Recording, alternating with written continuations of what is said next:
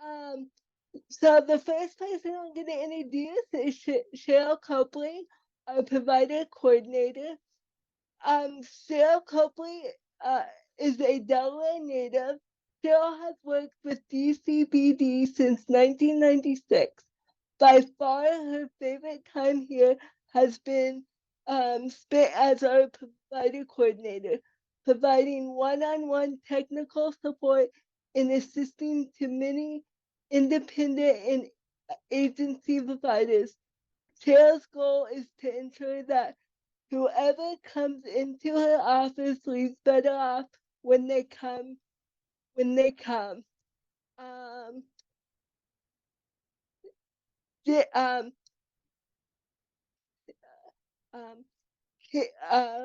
sorry guys, Katie English, service and supported service uh uh service coordinator.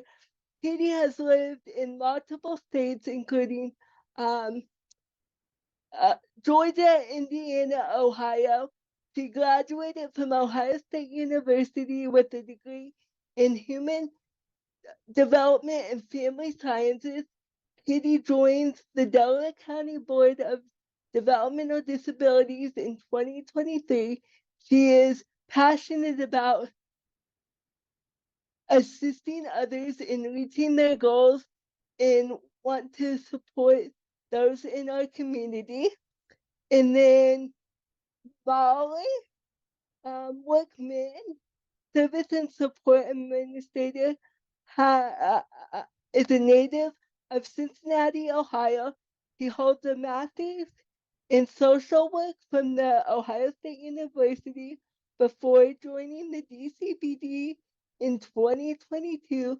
Molly served as a um, specialist with individuals with developmental disabilities of all ages, among other things. She likes to read and tend to her houseplants. Don't forget to ask her about her special pets. You guys can take over now.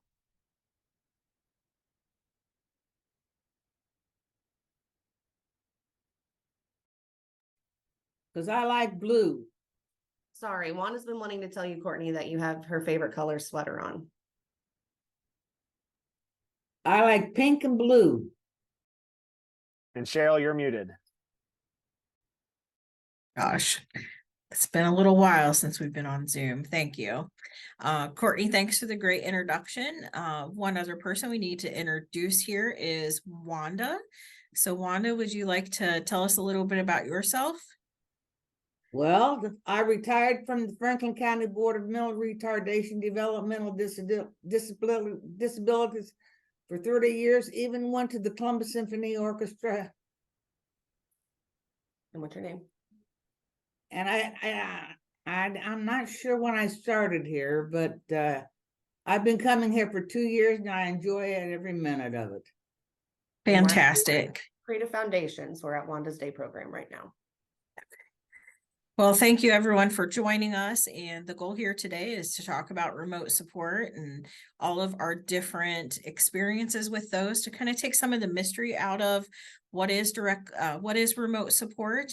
And so that when we share this video out, people who are thinking about trying remote support, providers who might be considering providing remote support will have a little bit more kind of inside personal information about what the service is, what it can look like, how individualized it can be. So let's go ahead and I'll throw out some questions here, and let's go ahead and start with actually Jennifer just joined us, and I believe Courtney has an introduction for Jennifer.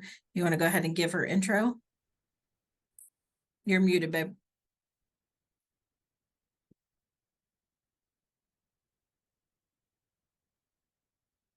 Jennifer Laney, Service and Support Administrator, born and raised in Columbus. Jennifer graduated from Shawnee University in Louisville, Kentucky with a master's degree in human resource leadership. Jennifer was a support administrator with the Franklin County Board before coming to Delaware in 2023. Jennifer's passion in life is to work with people and families to discover their best qualities of life.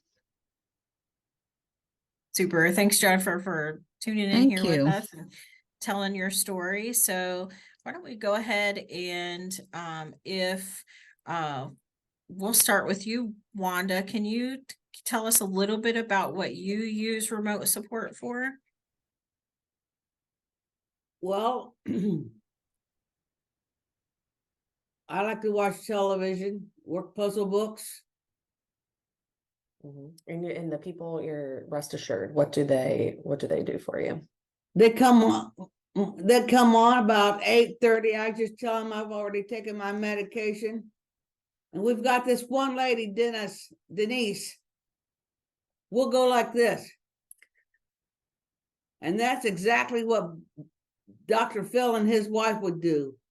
And I've got one of the guys, Jake, doing the same thing. Yep. So for Wanda, most of her needs when it comes to remote supports involve medication management. So they will come on both in the morning and in the evening. And as Wanda said, she's pretty good at remembering to take her meds, but they're there to just confirm, make sure that she's taking the right doses and everything, checking in on her, because despite Wanda being a nice young lady, she's living on her own and just needs a little extra support. And my niece has been taking care of me. Yep, her Very name's good. Very good.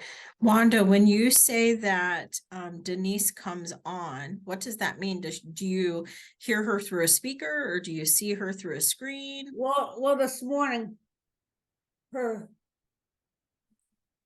she was about like this. I said, all right, Denise, you can bring it up on now. And this lady that takes care of me on Wednesday, she gave me 2 Cardinals, 2 Blue Jays, a sparrow, and a little jewelry box with turtle doves about that small. Oh, that's nice. And they're on my counter. Very good. She's got a lot of very supportive staff. But yes, they're Sounds- on the screen. She has a little like tablet screen at her apartment that Okay. she can see them and hear them. Great. How about Katie or Jennifer? Can you describe the people that you support, what type of remote supports they use? Jennifer, I don't know if you want to go first. I don't care.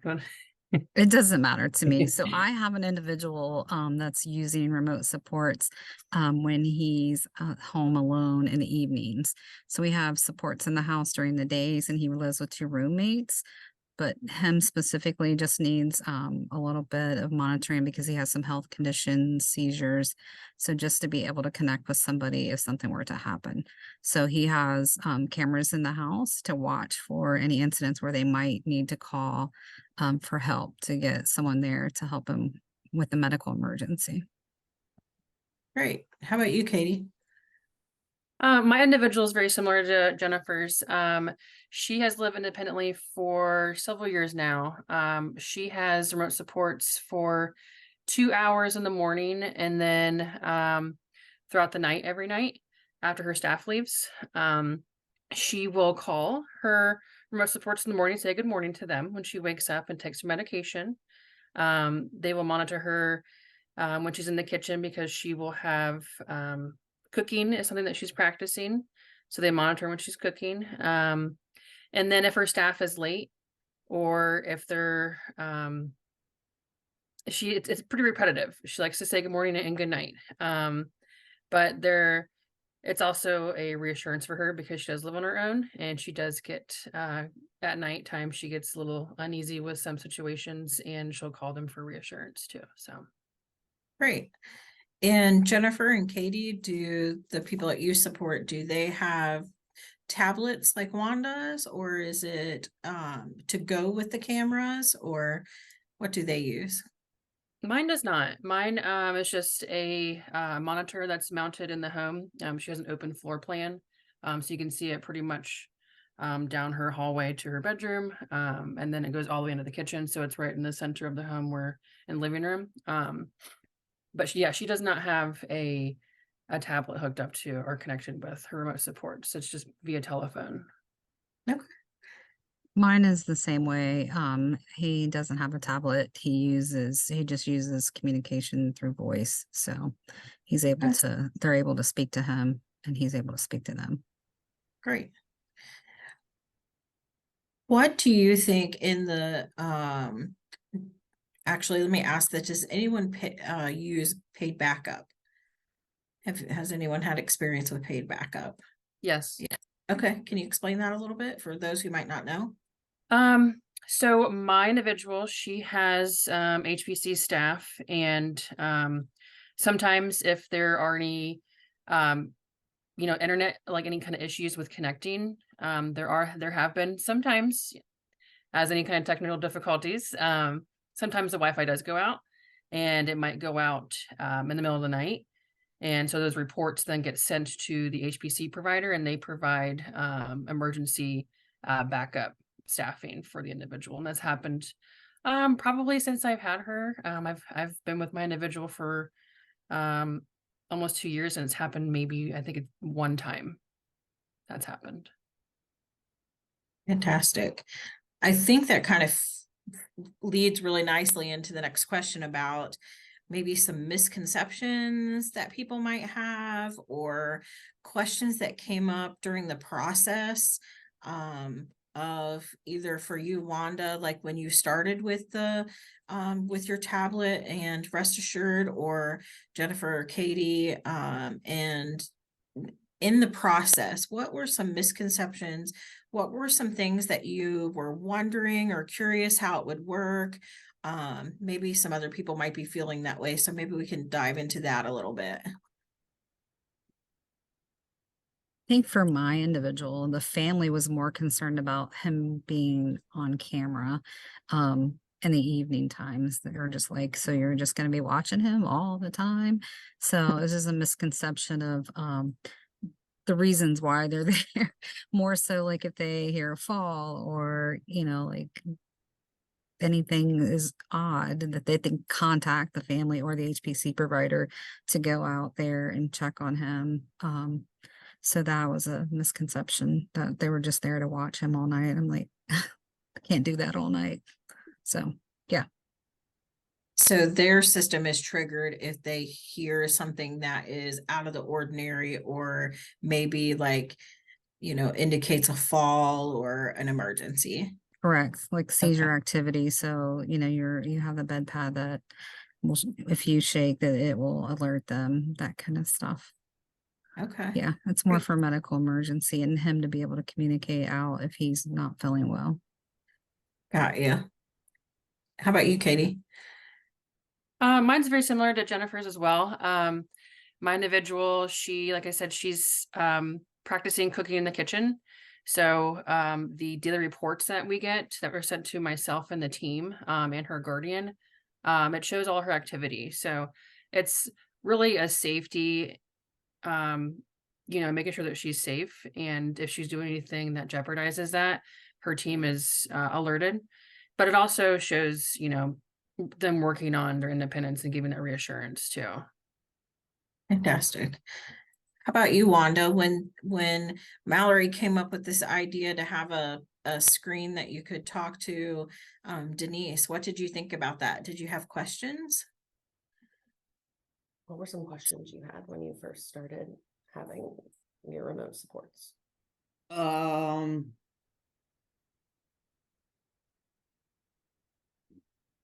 Or was it a new experience for you, right? It was an experience for me because it was the first time I'd ever had an apartment of my own since I lost my sister. And my niece showed me around like she was there. She was already there for me. Yeah, And like I get my foods from Global Foods, which will be delivered today sometime. Yeah, so Wanda has a great natural support in her niece that And I always have help from the people that I work with that are at my apartment now. Yeah, so Wanda gets hybrid supports. So she will have every day she has Rest Assured that helps with her morning and evening medications and check-ins. But then she also has in-person HPC as well through a different agency. And she has a great natural support in her niece that I think kind of helped her navigate the system when it was first installed.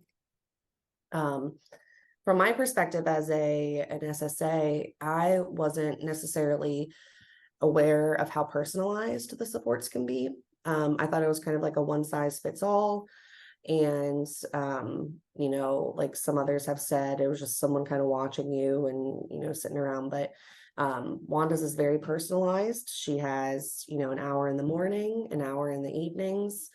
If we've had to change it based on her HPC staffing schedule, the company has been excellent at, you know, flexibility and getting those changes made. And as you've heard, you know, she tends to have the same people throughout the week. So it's not just some random person that, you know, could be a different every day. She's developing connections and building relationships as well with the staff. Like Creative Foundations has found me ladies that will come in and help me with my showering. And That's fantastic. And it sounds like both your homemaker personal care staff and your remote support staff are very consistent. So you see the same people either online or actually in your home. And I think that can be one of the big misconceptions too, is like, well, it's not really, you know, it's just a company, it's just a person on the other end, but people can actually build relationships and trust with our remote support providers, which I think is really important. What do you think is the most important thing right now for someone to learn about remote support? You know, what questions should they start asking? How do they know they're ready? That type of thing. So I kind of want to talk about that for some people who, you know, maybe there's a high school student who's getting ready to move out on their own for the first time. You know, how do those conversations start within the team? This question's up for grabs. So I have, Oh, go ahead, Jennifer. I'm sorry. Talked at the same time. So I have an individual right now that I'm working with who's independent, no longer using HPC services, but feels a little insecure being at home. So we're working on having an assessment now so that we can determine what items he can have to help see who's outside. He's nervous about who might be out front. So we're going to do an assessment just for him to be comfortable knowing that he's safe inside of his home while no one is there. And you're looking at what type of equipment is connected to the remote support for that type of thing. I'm thinking like something like a Ring where he can see it on like an Echo inside the apartment. Whoever's walking by his door, that will show up on the Amazon Echo screen or some similar devices. I don't know exactly what will be suggested, but that's my thoughts. It would be something that would be censored by motion, and then he could see who's in that motion by the screen inside of his apartment. Okay. Great. So the question is who do you think remote supports would be good for? Like what type of person, or who do you think they would be able to help? well, let's see.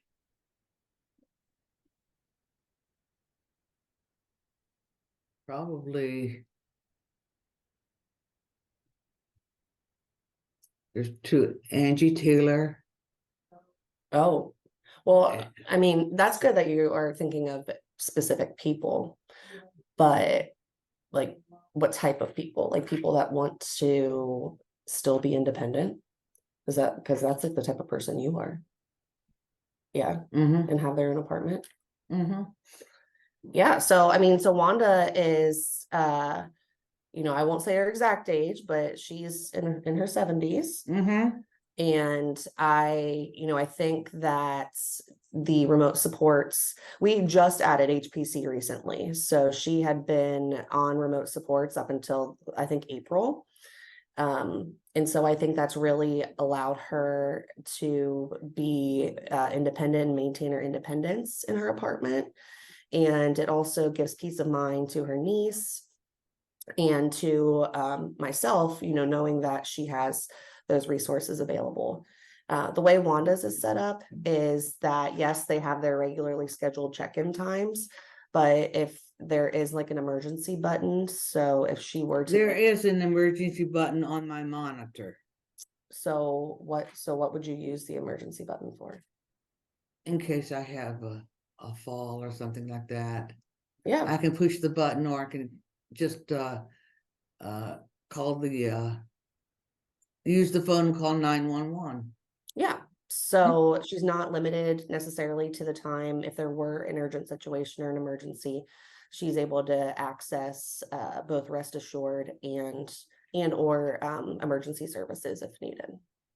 Fantastic. How about during your planning process, Katie? Like, how did that conversation start? When did the person know that they were ready to give it a try? I have a conversation with a lot of my teams. It just kind of depends on what the need is for. But it really goes off of building the independence and security. Typically, I mean, this is kind of like how this is what Mallory and Jennifer said too, but when you're transitioning from moving out and moving either on your own, depending on what your alone time is, it builds that sense of security and reassurance. They build that rapport.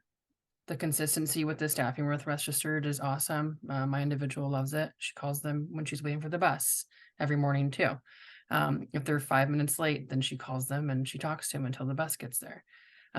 It's that extra, like I said, security that my individual and others need. But it's most successful for those that are transitioning onto their own.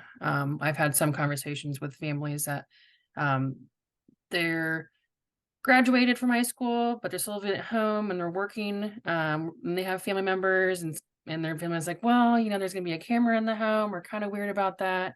So it kind of just, it's based on the family and situation, but most of my individuals that have remote supports are those that are looking for that next step on living on their own. And it's a great resource to have, because I mean, I would use it too if I had their opportunity, living on my own when I first moved out. So again, it's a sense of relief for everybody involved Right. on the team. That's fantastic. And you actually led perfectly into my next question is, we've talked a lot about the users of it, but those natural supports and the staff that work with people that are really, what do they think about it? So it sounds like the families of the people you support are really excited about it. Wanda, what does your niece think about your remote supports? He likes it. She'll call me Good. and let me know and ask me what we've been doing. Today we're going to do tie-dyed shirts, long sleeve tie-dyed shirts. So I managed to find a white tie-dyed shirt in my closet that I never wore before. Oh, that's great. You'll have to let Mallory see a picture when you're done. I'd love to see it. That'll bring some sunshine into And I've got the ladies that fall. do my fingernails. Beautiful. I think those are her HPC stuff. I don't think the technology has quite allowed for remote supports to give manicures yet, but Right. I know one thing, going back to what you asked, what her niece thinks. Yeah. I think Katie kind of touched on that. Something that I enjoy, and I know her niece does as well, is we get reports. We get daily reports of what the remote supports employee talked to Wanda about, how things were going. Since they had the entire hour, obviously, like checking to make sure she took her medication doesn't necessarily take the whole hour. So they just, kind of monitor throughout the morning and the evening as well. And I always like to kind of see what Wanda and the staff talk about.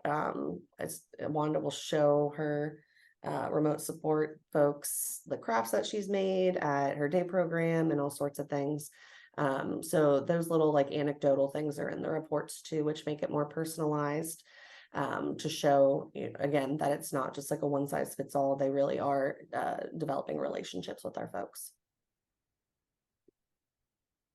That's fantastic. I appreciate that. And that kind of goes into the next thing too, is as a team, how are you able to ensure that someone is actually benefiting from remote support and, they are achieving whatever outcome that they set forth by putting that in place? So what does that monitoring and, look like in your teams? So you said, Mallory, you mentioned that you got reports that come from the remote support. Is that pretty common across the board? How about you, Jennifer? What does your team do? So for my team specifically, my individual's older as well, and he has an older brother that stays in touch with him. So it's able to alert his HPC staff as well. So if he does have to go to the hospital, HPC staff is typically the ones that will go to the hospital to meet him there. So the supports look like, we know when an incident happened. We know when he has to be hospitalized. We get the report we use WinReef as well.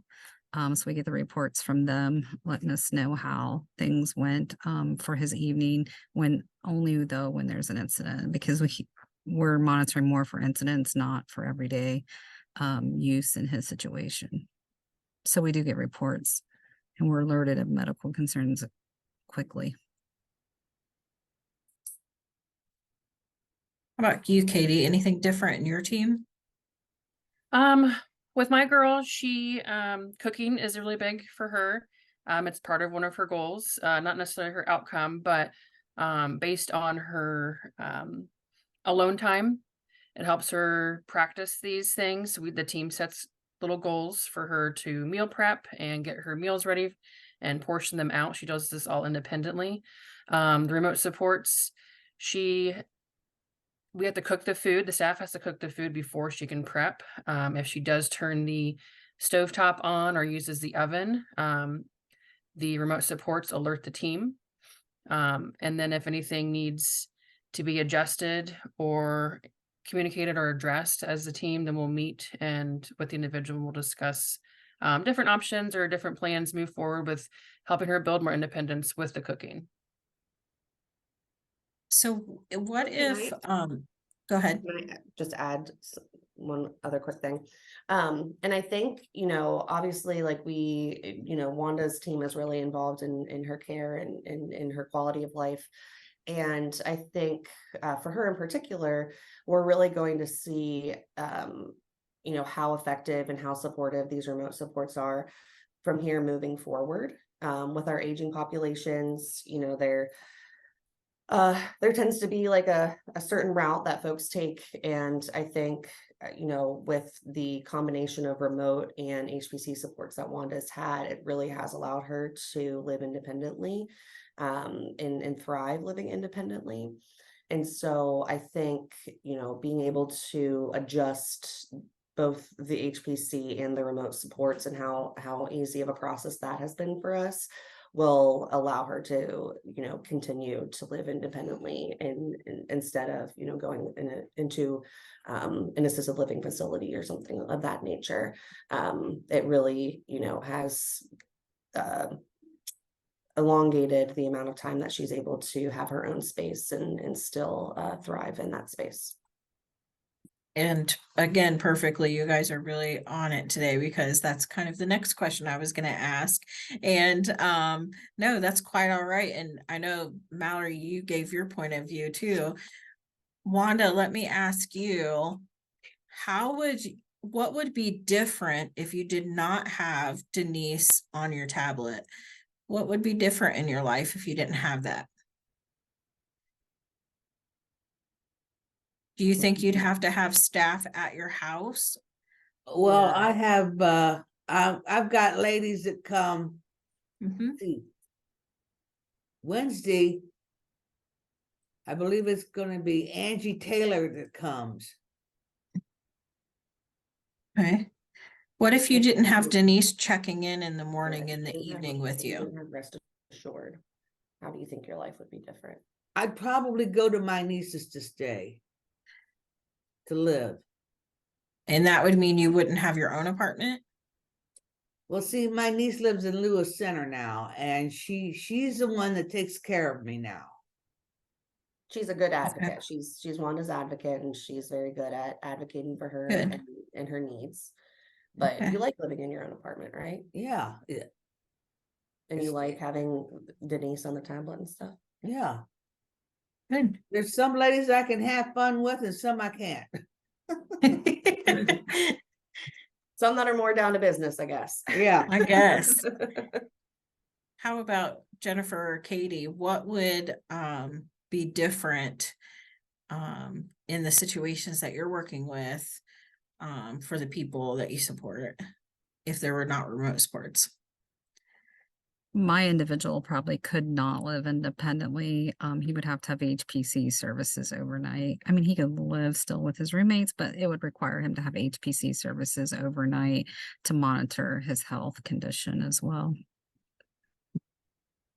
So more staff in the home.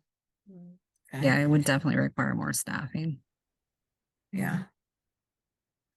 Yeah, So mine's- from a, sorry, go ahead. No, mine, sorry, Cheryl, mine was the same. I would have additional Okay. HPC staffing. And So for, you would and reach out that, to other individuals too more often. I think she really gets into a routine talking with them, and that routine would definitely, I think, segue to contacting someone else on a regular basis. So it does help part of that routine. fantastic. So I think we can, if you guys can agree, do you think having remote support instead of having another staff person in the home alleviates stress on not just, the users of remote support for their privacy and independence, but also on the system, because, as we know, staffing is a challenge at the moment. So let's see here. Next question. What do you say is the biggest challenge right now to getting remote support in place? Is it misconception? Is it provider? Like, what's the biggest challenge that holds people back from giving it a try?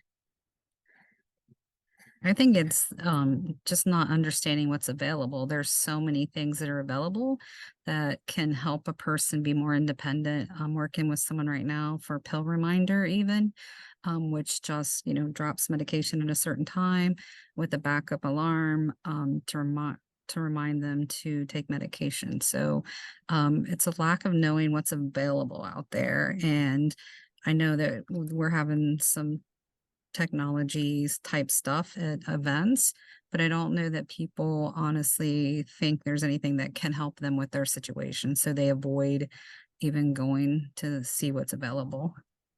I'm always preaching technology. That's a great point. And so people not understanding what there is. And I know, Jennifer, you explained that there's a pad on the bed that can detect seizures. What others, and a pill minder, and then Wanda, you have someone call you about medications. What other, from a medical standpoint, do you have experience with that remote support can address? I have somebody who has dementia, and they're able to wear a watch that will monitor if they leave the home, where they're at, where they're located. So they can be found if they incidentally leave the area where their supports are. Okay. And you also talked about the stove, Katie. That was another one that was kind of, it's not, that's more safety, but not medical. But what about you? Do you have any other different types of remote support that someone might use that addresses medical concerns? I have someone that has seizure watch. That's also connected to the remote support too. So kind of like Jennifer, Okay. it monitors where they're at location wise, and then that then triggers to the team, so their guardian and the remote supports too. So and then they contact the 911. Okay. And I know a lot of people when they start talking with a remote support vendor and they start talking about, what the person needs, what they need support with, health, safety, medical, that confidence of living on their own.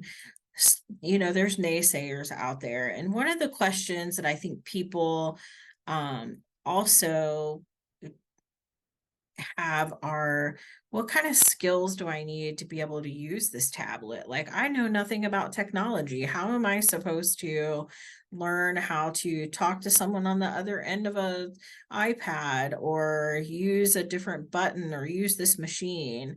What do you think is that skill set that people need to be able to use remote support?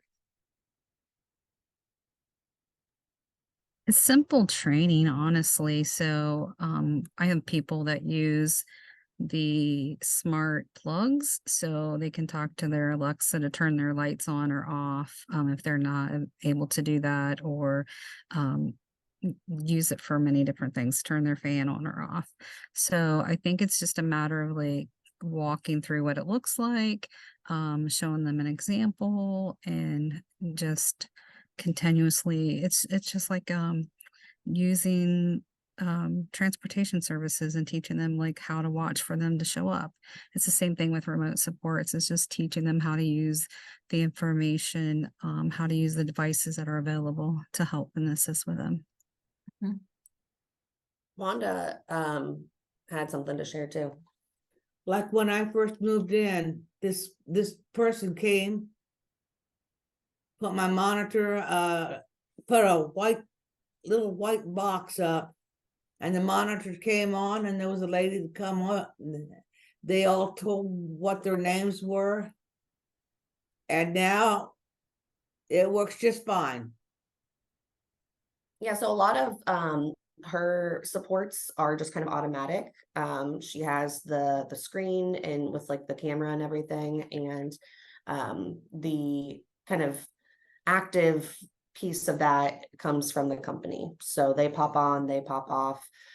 So really the only thing that Wanda would have to do in order to, or the only skill that she would need is if she were in one of those like emergency or urgent situations, and she would need to press like the call button, which she is capable of doing and has done in the past. But yeah, most of it is completely driven by the company, and so there's very little that she has to do on her end. But obviously that's different for every individual. How about you, Katie, with you said the stove is it a monitor on the actual stove, or is it a camera in the kitchen? So if the person turns on the stove, you were talking about that earlier. Yeah, so there's one Okay. camera, it's and with the stove's position, you can tell when it's turned on and off, and with the Okay. monitoring. So she's when she is prepping her food, it's during when the remote supports are on, and they will monitor when she is prepping.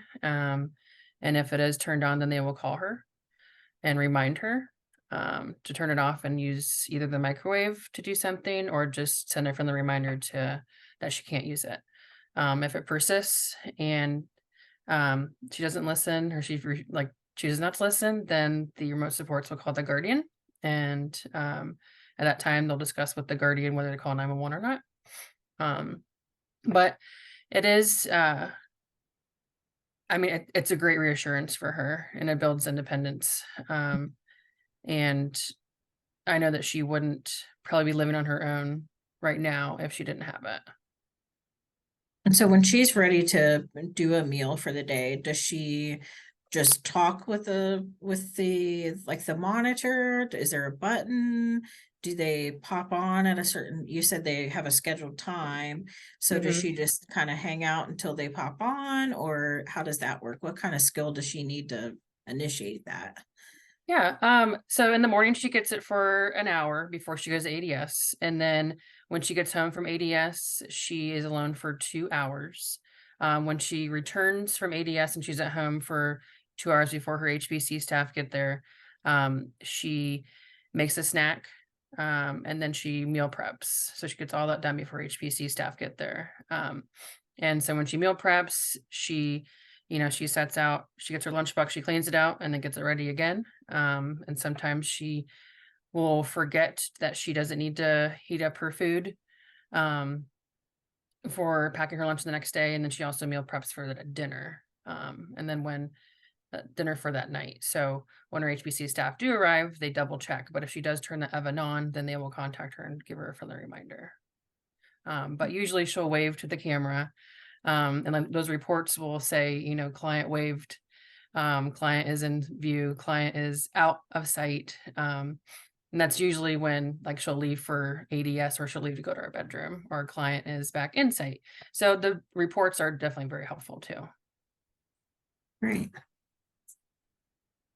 Okay, we have about 10 more minutes and I have a couple questions that I want to make sure that I get. If someone is ready to start looking at that, what should they do first? If they are getting ready to live out on their own and they kind of are seeing some technology or some remote support and they're interested in learning more, what should they do?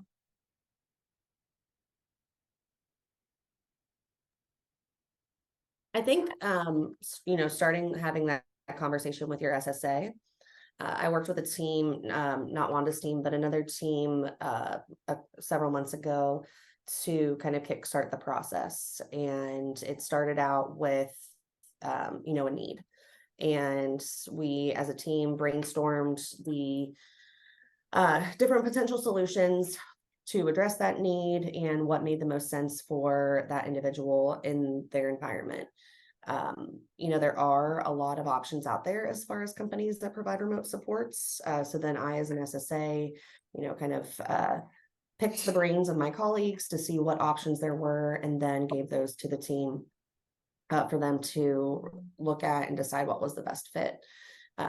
Again, I hate to sound like I'm, repeating myself, but there really isn't like a one size fits all. And, that is, each company is different and provides supports differently. And each individual needs their remote supports to look a little different. So it's important, I think, just to start that conversation with your SSA to figure out what remote supports look like for you.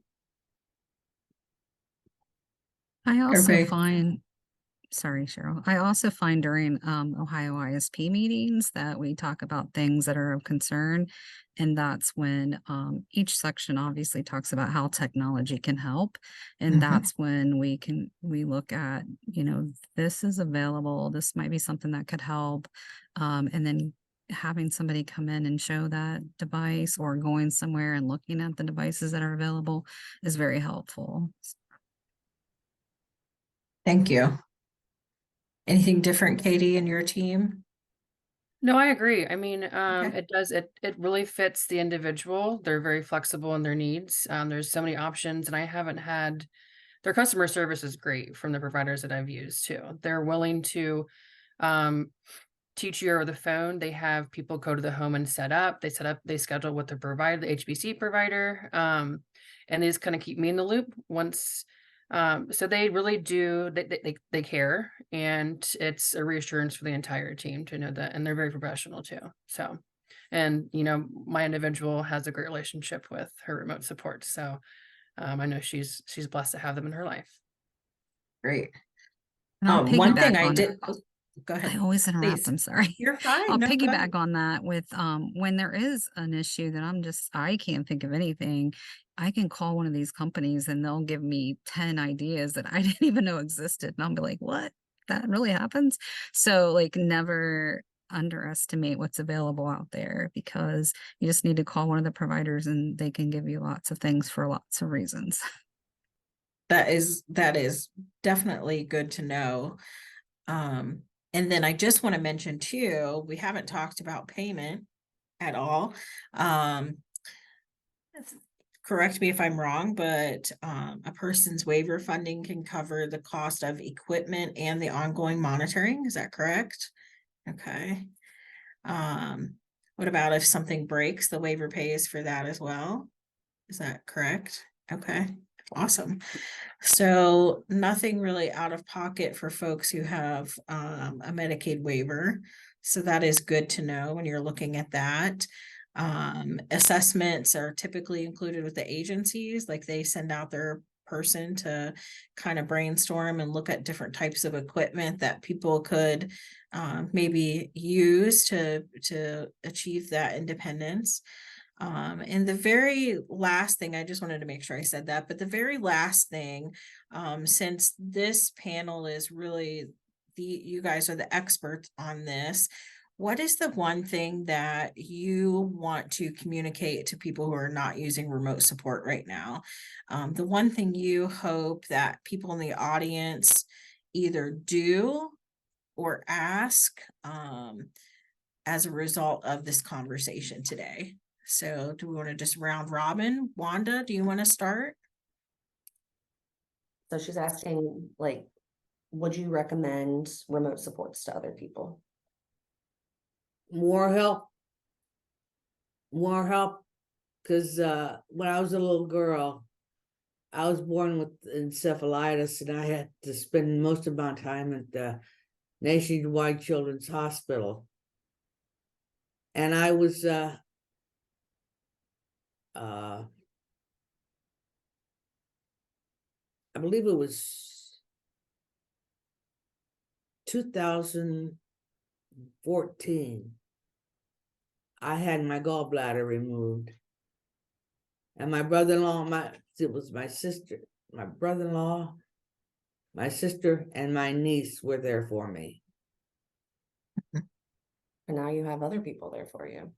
And now I have a place at 166 Trotter Circle, and I'm very happy. It's quiet. And all I can hear are dogs barking in the morning. And that's about it. And the other times it's nice and quiet. That's good. That's the way I like it. Do you think other people should try remote support? Try the screen like you have? Yeah, I think so. This one young lady, she has the same thing I've got. She has a monitor just like mine, just about. Good. Oh yeah. Good.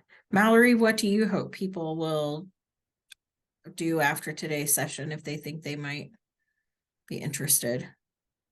I mean, I think it's 2023 and we have this idea of what support and what, help for our folks look like.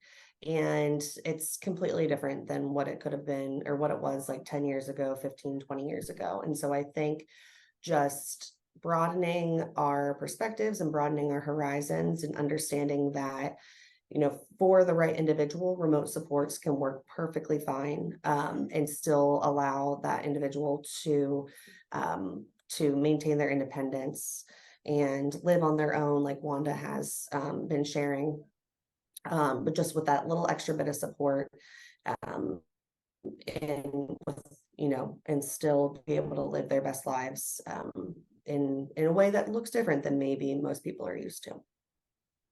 Thank you. How about Katie or Jennifer? I would say whenever you're thinking about a difficult time or a difficult situation that you don't know how to get through that, ask those questions to your service and support administrator.